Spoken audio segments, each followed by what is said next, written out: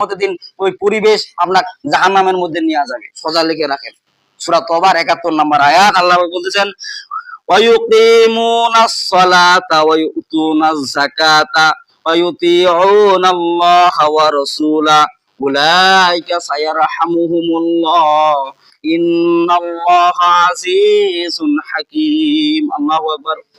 আল্লাহ পাক বললেন যে হে ঈমানদার পুরুষরা, হে ঈমানদার নারীরা, তোমাদেরকে আমি আল্লাহ পাক 5টা কাজ দিলাম। 1 নাম্বার কাজ হলো ইয়ামুরুনা বিল মারুফ, ভালো কাজে আদেশ করা। 2 নাম্বার কাজ হলো ইয়ানহাউনা আনিল মুনকার, খারাপ কাজে নিষেধ করা। 3 নাম্বার হলো ইয়াকিমুনাস সালাতা, নামাজ প্রতিষ্ঠা করা, মানে কি ছেলে সন্তানদেরকে নামাজের দিকে তাকিদ দেওয়া। ঘরের পরিবেশ আজকে আপনার সুন্দর নাই। বাড়ির কত সৌন্দর্য করছেন, কিন্তু পরিবেশ বাড়ির ভিতরে নাই, সৌন্দর্য নাই। বাড়ির পরিবেশ নোংরা পরিবেশ হয়ে গেছে। টেলিভিশন চলে, ছেলেটা উলঙ্গ ছবি দেখে, আপনিও উলঙ্গ ছবি দেখেন, কোনো লজ্জাও পান না। পরিবেশ খারাপ হয়ে গেছে। সেই পরিবারের মধ্যে নামাজ প্রতিষ্ঠা করার জন্য আল্লাহ পাক বললেন।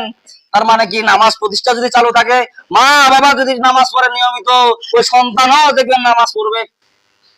শেষ বসে যায় নামাজের জন্য দৌড়ায়, এমন লোক আছে না নাই, পুরুষ লোক আছে না নাই। যখন বুড়া বুড়ি হয় তখন নামাজের জন্য দৌড়াদৌড়ি লাফালাফি করে, ফালাফালি করে, তখন তো আল্লাহ ঘুষ জ্ঞানও ঠিক রাখে না। ডান হাত ধোয়া যায় না, বাম হাত ধুইছে না, কি ধুইছে না বলতেও পারে না। ইস্তেঞ্জা করার সময় ইলাগুলো ব্যবহার করছে কি করছে না তাও জানে না। ফরজ গোসলও জানে না, উযু জানে না, নামাজ জানে না, কিচ্ছু জানে না। রুকু সেজদা এটা কিচ্ছু জানে না।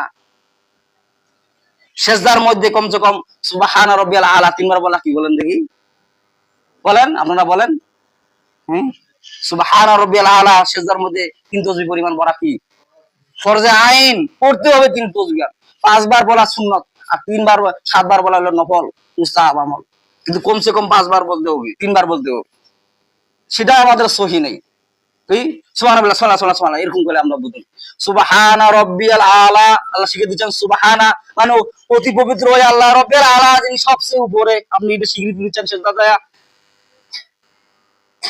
রুকু নাই, সেজদা নাই, ঠিক নাই, কি থাকবে আপনার? আপনি তো জীবনে তো কিছু করতেই পারেন না, খালি টাকার পিছনে দৌড়াইছেন, আমলের পিছনে তো দৌড়ান নাই।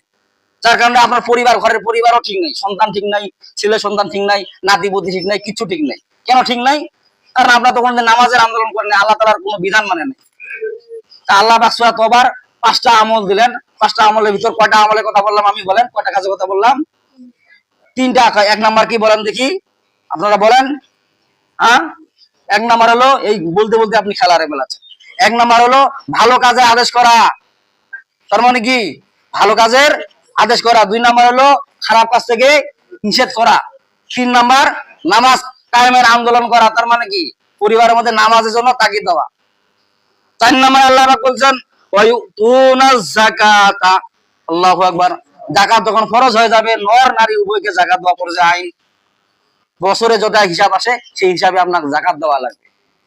এখন আপনারা বলেন যে আমি নামাজ পড়ছি, রোজা করছি, হজ করছি, আবার ফের আমার যাকাত দেওয়া লাগবে। যাকাত যদি আপনার ফরজ হয়ে যায় তো যাকাত দেওয়া লাগবে। যেমন মনে করেন যে ঘরের মধ্যে মনে করেন যে 4টা খুঁটি, ধরেন যে সাপোজ 5টা খুঁটি, একটা খুঁটি যদি কম দেন, ঘরটা মনে হয় খুব ভালো থাকবে নাকি? হ্যাঁ, তদ্রুপ নামাজ, রোজা, হজ, যাকাত আল্লাহ বিধান দিয়ে দিয়েছেন যে হে বান্দারা, তোমরা নামাজ, রোজা, কালেমা বললা, কালেমার সাথে সাথে নামাজ পড়ো, রোজা রাখো, হজ করো, হজ হলো হজ করো, যা হলো যাকাত দাও, যেটা যেটা পর্যায়ক্রমে সেটা তোমরা চায় থাকো। এখন তো আপনি যদি অসহায় গরিব যদি হন, তাহলে তারপর উপর যাকাত ফরজ নেই নাকি? কিন্তু আপনার উপর কি মুখের ভাষা ফরজ আছে নাকি? বলেন না।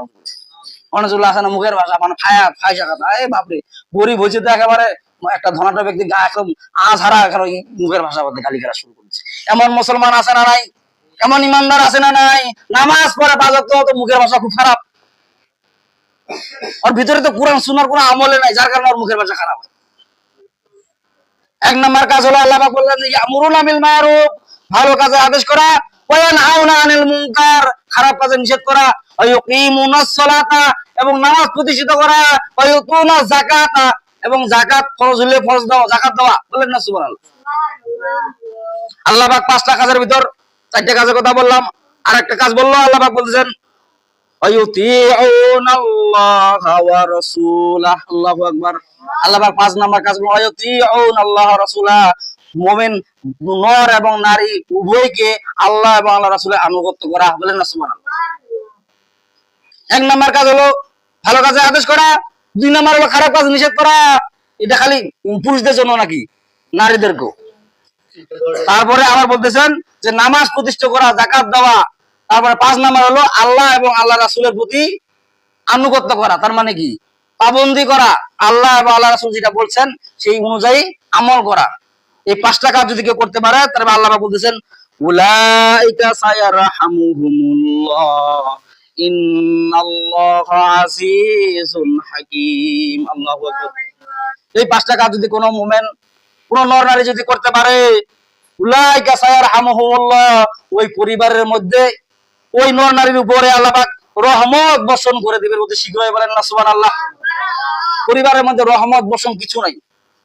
আল্লাহ পাক বলতেছেন রহমত বর্ষণ আমি আল্লাহ পাক কেন করব? আল্লাহ পাক বলছেন ইন্নাল্লাহা আজিজুন হাকীম। ইন্নাল্লাহা, নিশ্চয় আল্লাহ তাআলা, আজিজুন হাকীম, মহাপরাক্রমশালী এবং মহাজ্ঞানী। বলেন না সুবহানাল্লাহ। তো আল্লাহ পাক আমাদেরকে সবাইকে 5টা আমল করার তৌফিক দান করুক। আলহামদুলিল্লাহি রাব্বিল আলামিন। তাদের সুন্নাত বাকি আছে, সুন্নাত পড়েন।